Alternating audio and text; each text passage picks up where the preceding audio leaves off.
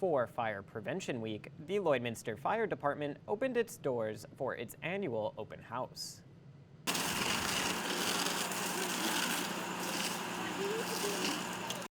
The open house was for all ages to learn about fire safety. Kids could come inside for their own personal helmet, as well as an inside look at the department itself.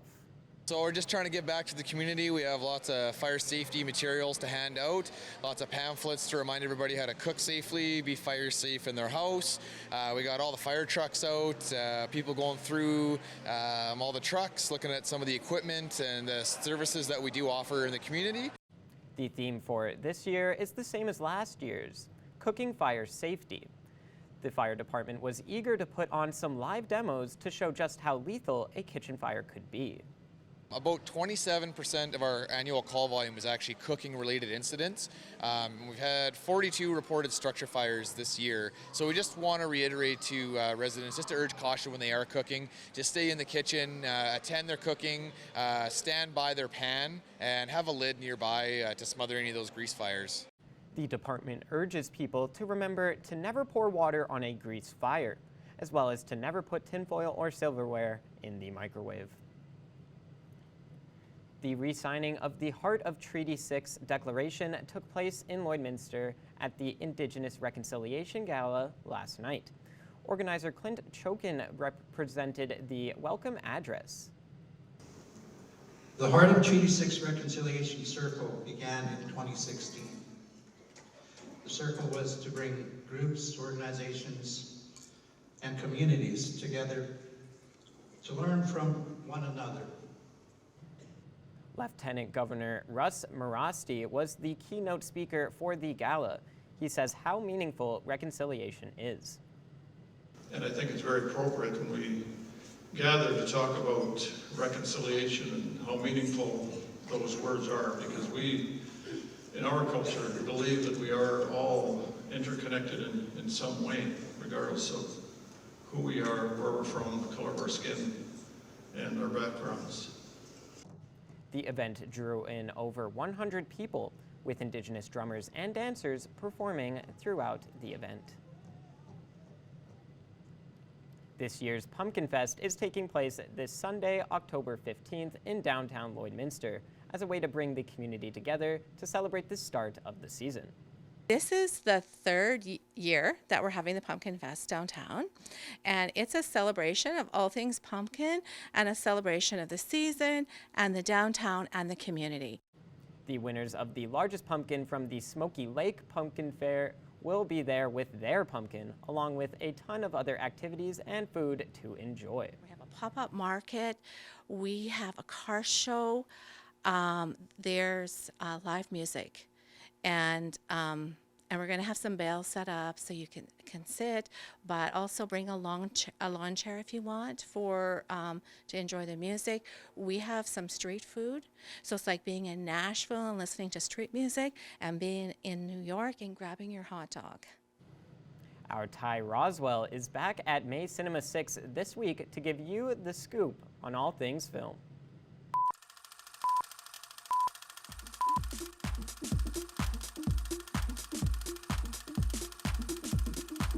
I'm Ty Roswell, and I'm here at May Cinema 6 once again to give you the scoop on what's happening in the movie world this weekend.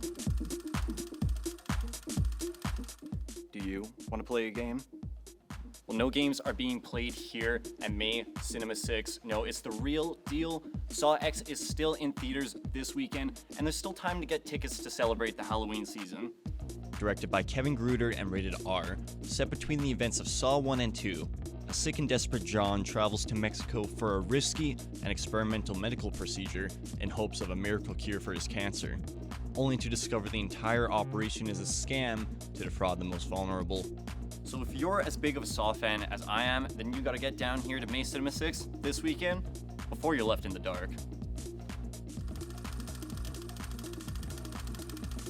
I talked about it last week, I'm gonna talk about it again this week. The Exorcist Believer, still in theaters, but not much longer, so make sure you get down to check it out if you're a fan of scary movies, because The Exorcist, it's as scary as it gets. Directed by David Gordon Green and rated 14A, The parents of demonically possessed girls desperate for help search for Chris McNeil, who fought similar demons in the original film. So if you're looking to get your scares out before the Halloween season, well, Me Cinema 6 has you covered. But now it's time to take a look at something a little different for all you Swifties out there. Attention Swifties, this is not a drill. The Taylor Swift Eras Tour is premiering here this weekend. The most talked about event of the year comes to the big screen.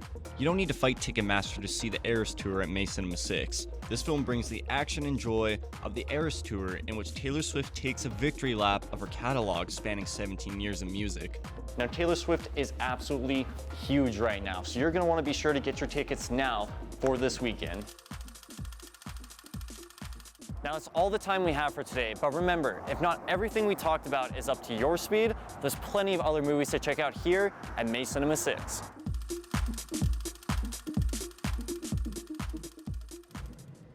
Now, if there's one thing I've noticed as we get further and further into October is how windy it is getting. I'm just not having it. Yeah, especially here in the border city, I find that it just gets super windy no matter what. I think maybe it's the flat land. Yeah, we don't have as many buildings as like a big city, so there's nothing to block the wind. No. We're used to Edmonton downtown, so all those buildings and skyscrapers blocking it out, but it is really windy. However, today was a lot sunnier and warmer than I expected it to be as from yesterday, as we were expecting some heavier cloud coverage throughout the day, but it ended up being a very bright and sunny day out today.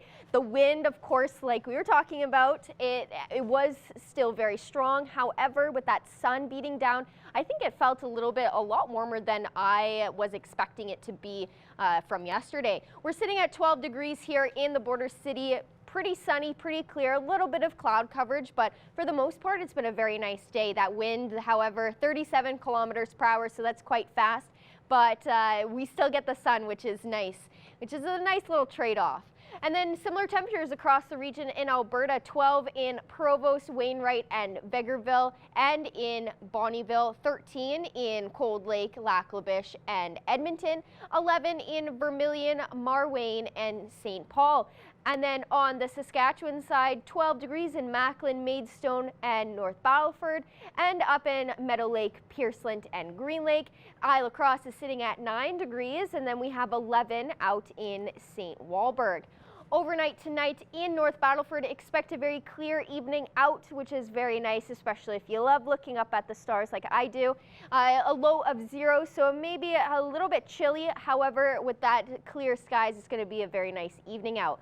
And then tomorrow, expect plenty of sunshine with a high of 14. That wind will be at 26 kilometers per hour, so it's going to be a little bit breezy, so it may feel a little bit cooler than that 14, but it's still expected to be a very nice day out. Overnight tonight in Cold Lake, same as North Battleford, it will be clear with a low of 0, so maybe a little bit chilly, but clear skies is always nice to have. That wind will only be at 15 kilometers per hour, so it shouldn't be too bad. And then tomorrow, again, plenty of sunshine with a little bit of cloud coverage at a high of 13 degrees, and then that wind coming in at 20 kilometers per hour. So again, it may feel a little bit on the cooler side, but all in all, it should be a very nice day out. Overnight tonight here in Lloydminster, we are also sitting clear. However, we will go below 0 at only -1. So it is going to be a little bit more of a chillier evening as we do head below 0, but it's still going to be very clear out. And then tomorrow, similar to Cold Lake, it will be a very sunny day out with a little bit of sun, or a little bit of clouds rather, with a high of 13 and a wind speed of 24 kilometers. So it's going to be a little bit windier like we've been used to the past few days. So, but it should be a very nice day out. And then over the next 3 days here, with a high of 13 and a low of 1 for tomorrow. And then on Sunday, a little bit more cloud coverage than on Saturday with a high of 14 and a low of 3. And then on Monday, similar to Sunday, it will be a cloudier day, and it may feel a little bit chillier than that 17 daytime high. However, it's still going to be a seemingly nice day out with a low of 6. That is your first look at your weather forecast. I'll have your overnight temperatures later on in the show. Thanks, Abby. After the break, we discuss the issue of overcrowding in hospitals as we enter cold and flu season.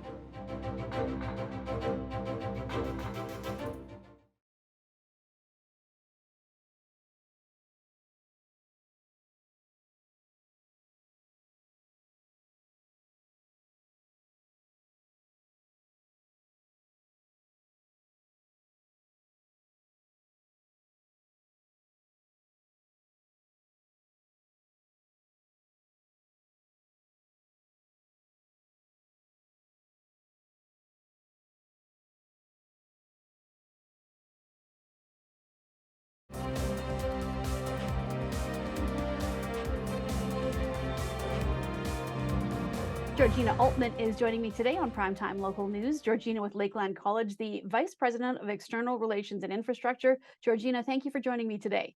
My pleasure, Stacy. Let's talk about some exciting news at Lakeland College this week. The Alberta government giving you $16 million in funding. Can you tell me what the majority of that is going towards, Georgina? Yeah, I sure can. It's actually to help us redo and revitalize one of our oldest buildings on campus, the Bentley Building on our Vermilion campus. It was opened in 1967, and this will be the first significant kind of upgrade to that building since then. So it's well overdue and really exciting for our campus and the college as a whole, and the students who live in that building. So it will be an entire overhaul. Will the building look different, even on the exterior? It will. So it'll be a complete overhaul. So we, like other regenerations, we're actually taking part of the building down to replace it because it just isn't configured the way it needs to be to meet current learning models and to carry us forward another 30 years. So when we do a renovation and a reconstruction of this kind, it's really thinking about what we need to do to create a modern learning environment now, and that will be, flexible enough for us to move forward because everything changes so quickly. We just can't predict how it will all be. So we just do the best we can. So what is Bentley Hall for those who don't know or who might not be familiar with Lakeland College? Sure. It's one of our academic buildings. So it's a building full of classrooms. It houses primarily our early learning students as well as our interior design program. And actually, it's a classroom space for almost all of our programs on campus. So it will now create, we've got some award winning, state of the art interior design programs. We'll actually be able to refresh those areas. We're excited about that, as well as our play program. So Human Services has over 500 students in that program every year, and they utilize again state-of-the-art learning for early childhood, our mid-year students, all those kind of things, and it really will give them a chance to refresh that and have the learning environments that our students are looking for and what they're going to experience when they go into industry as well. So the bulk of the money goes towards that, Georgina. There's still just under 3 million left for other projects. So Yeah. tell me where that money will be used. Yeah, so that actually, those are projects that are underway. We heard about that a little while ago, that piece of the funding. And so therefore, what I would call major maintenance projects. So it's a boiler system on the Lloydminster campus to replace the entire boiler piece. And the other was some HVAC systems that had going on in Vermilion. So those are the kind of projects we have in the books, and they're exceptional. Like they're well over $1 million each. And so to have that and save up for those kind of funds, we were really appreciative of that influx of money to help us do those things, because making sure we have heat in our buildings and lights on are as important as many other features are. Not as fun to talk about, but they they make sure we can keep the doors open. So do you have to apply for this funding, Georgina, or does the Alberta government just take a look every year and kind of allocate what they think is needed to each college? Yeah, so there's a whole process around that, and so we ensure that we have good projects in hand, and so we like to have what I call shelf ready or shovel ready projects that are scoped to a certain phase that we know that if we were successful, we could get to a detailed design stage and have architects take it the next steps for us, and that's what we do. So same with major maintenance as well as with these major construction projects. We're sure to have those planned. We're letting the government know what those are so that when they start to allocate those pockets of money and having their budget conversations, we're ready for them and we've got good priorities and keeping them in the loop on that kind of thing. So are there any more big projects coming up that you can tell us about at this point, or is this going to be what's on the table for a while? Yeah, you know what? This will be what's on the table for a while. We are doing some planning and we're just entering some master planning projects for both campuses, and that's going to start this fall still. And that's like really assessing all of our buildings, all of our structures, what our academic plans are going forward for the next 20 years, and making sure that we've got, all those plans in place so that we can be ready for this kind of funding, and again, work with government and work with other partners to keep everything moving forward. So it's a big project that I'm excited to be working on, and that will really set us up for the future. Well, Georgina, it's always a pleasure chatting with you. Thank you so much for joining us today. My pleasure. Thanks, Stacy.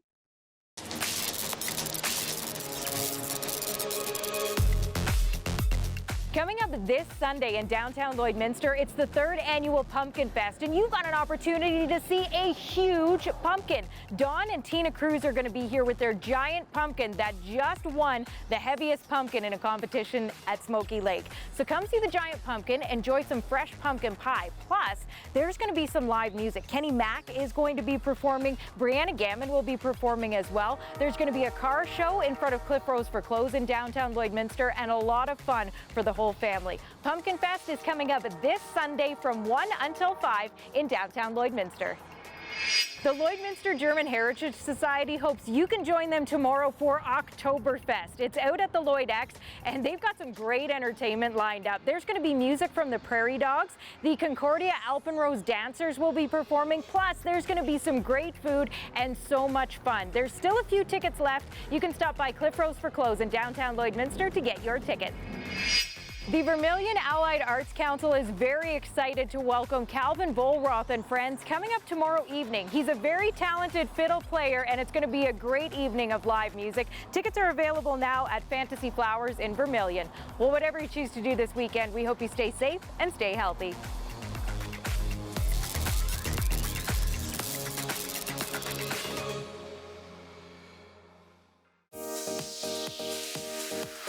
What's Happening is brought to you by Northern Factory Workwear, Circle Drive East, Saskatoon, and Highway 17 South, Lloydminster.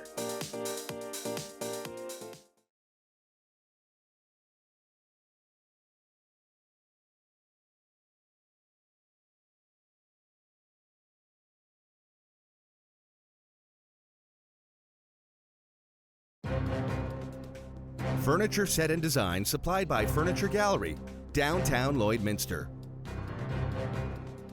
A special guest today joining us on Primetime Local News. Tim Hicks is here. We're going to see Tim in the Border City real soon. Tim, thank you for joining me today. My pleasure. Thanks for having me. Well, Tim, you are heading out this way towards the end of the month, October 28th, as part of your tour, and we're so excited to have you. Can you tell us a little bit about what people can expect when they come out and see this Tim Hicks show in Lloydminster? Yeah, this one's going to be different than any tour that we've done thus far in the last 10 years. So what's kind of fun about it is we're calling it the Campfire Troubadour Tour in the spirit of my 2 EPs entitled the same thing, which started off as a bit of a passion project just for me during COVID for something to do and wound up with a Juno nomination. So, which was a whole lot of fun considering I recorded my tracks for those 2 records right here in my home studio. So that was a feather in the cap, so to speak, kind of exciting. And we never got to tour it. So we're heading out now. Instead of traveling with a dozen guys that I normally travel with, there's going to be 3 of us on stage and a very small crew. And we're performing these songs as if it's a campfire in your backyard, and super intimate. And you're going to hear the stories behind them, share some laughs. I'm going to tell some road stories. And it's fun for me because when I do a full production tour, so to speak, like with the whole shooting match going, we run with a set list that is generally the same night to night. We have the same song, Right. we open, same song we close with. With a tour like this, I can kind of look around the room and go, I think these people would really like the Beatles and just call out a song, and or I look at the guys and go, hey, what Tom Petty songs you guys know? Let's do one of those tonight, that kind of thing. So we can mix in some covers and keep it sort of loose and tailor make our night to the audience in front of us, which makes it exciting for both the audience and for us too. So how many dates, Tim, are you doing on this tour? I think it's 21 all in all. Yeah, it's quite a busy tour schedule, that's for sure. And there are some where I'm doing like 3, 4, 5 in a row. So we'll see. I got to get my sleep in to be able to sing well. But yeah, no, it's going to be a whole lot of fun. It's been a while since we've done shows like this. And what's interesting is, I'm in my 10th year at the national level as a country artist, but prior to that, I was a working musician for 18 years. And in the front end of the week, I almost always played by myself, just acoustic, taking requests and passing the hat around and that kind of thing. And I'm sort of back to that on this run, except I got two of my cool friends with me. Well, and exciting not only for the tour, but as of Friday the 13th, normally bad luck, but for you, I think it's going to be good luck. We have a release coming out for the deluxe version of your album. Tell me about that. Yeah, so I had lots of songs around the time we were picking songs for Talk to Time. And we had so many left over that everyone was looking at me going, well, what are we going to do with these? Are we going to make it on the next one, or are they going to come out in a different way? We weren't sure. And then someone said, well, let's just do a deluxe version and put some of these songs out. They're too good to just sit on a shelf. So I've got, I think we decided to add 3 songs, including my current radio single, Ye to the Ha. But we did a bluegrass version of Ye to the Ha, which is a whole lot of fun. So that's going to be on there. And then a song called Hometown Heart, which is, a bit of nostalgia, sort of in line with Talk to Time, a song that I wrote way back in 2019 with some friends of mine. And we just decided now's the time to get it out there. So some new material coming out and just ahead of the tour, which is always good. Well, let's talk a little bit about Ye to the Ha that you mentioned. A very interesting video and really seems like an anthem type of a song. Was that one of those songs that you just sit down and it takes you, 5, 10, 15 minutes to write? Or was there, a whole long process that went into that song? No. So the funny part about that song is Ye to the Ha was a title that my buddy Jeff Copeland, who produced most of my stuff and co-wrote a bunch of songs with me, tons of them for years. He pitched that song title to me probably 10 times, and 9 out of the 10 times I told him to go jump in a lake. I said, I can't go back up to Canada singing Ye to the Ha, man. It's just that's just too dumb of a title. But we get together on after hours. We call them wildcard nights, and we have some rules associated with those. So we're not allowed to say no blocking allowed. So he knows this. So he calculated this out. And we always have a couple of beers and just keep it loose. And it's just creativity for the sake of being creative. And he pitched it, and the co-writers in the room loved it. They're like, oh, we could make a thing of it. You to the truck, to the party, down to the road, hell to the ye to the ha, that kind of thing. And I was banging my head against the desk like, please, no, this is awful. And this year, looking for material, Copeland sends me this email and just said, remember this one. And I opened it and I could see what it was. I thought, oh my God, this is going to be awful. And I pressed play. By the second chorus, I was smiling so hard my face hurt. And I couldn't, it was undeniable to me that this song was just pure fun, And I think, being as far into my career as I am, my fans know me and they know that I'm not taking myself too seriously when I'm singing that, and my tongue's in my cheek. So it fits in line with like the stronger beers and the no truck songs. And I'm super glad that he pressed me on that and that we got that tune. We played it all summer long. In fact, I even played it over in England when I was on tour over there. And by the second chorus, we had a line dance going and everybody was singing. So it seems to be working. So how does it play acoustically? Yeah, just the same. I mean, yeah, which was interesting because my team asked me, "Hey, can you do an acoustic recording of it, like just to put on the internet, like Instagram or something?" And I had to think about it. But when I did it, we were on a tour bus in Quebec this summer, and I had my 2 guys with me that are coming out on the tour with me. And I said, "Can we just try this?" And it was instantly clear to me that song comes off really well as a bluegrass version. So when the team came to me and said, we'd like to do a reimagined version of it, what can we do? I said, let's do a bluegrass version of that song. It works really well because it's kind of up tempo and fun to play. And fans can find that on my Instagram page. They have to scroll down a little bit now. It was back in August, but yeah, it's a fun song to play acoustically. Even it works as a campfire song as well. Awesome. Well, Tim, it's been a pleasure speaking with you, and we look forward to seeing you here October 28th, hearing Ye to the Ha and all of your great songs. And especially, like you said, that intimate setting is going to be really fantastic. Get the crowd involved. So once again, everybody, come out, check out Tim Hicks and the very intimate show, October 28th. Tim, thank you so much for joining me today. My pleasure. We'll see you next time. Thank you. Taking a final quick look for the next 3 days here in Lloydminster, a high of 13 and a low of 1 for tomorrow. Mostly sunny day, but expect a little bit of cloud coverage similar to what we saw today, and definitely that wind will be in effect as well. On Sunday will be a high of 14 and a low of 3, but increased cloudiness compared to Saturday, and then that will continue on Monday with a high of 17 and a low of 6. So the next couple days we're going to be in the low to mid-teens, which is always nice to see, especially at this time of year, but it still will feel like fall. Yeah, I'm a little hesitant to go on a walk because of that wind, but I'm thinking I might. Yeah, if you have a hoodie or a jacket. Exactly. Yeah. That is all the time we have for you on Primetime Local News. Thanks so much for watching, and have a great night.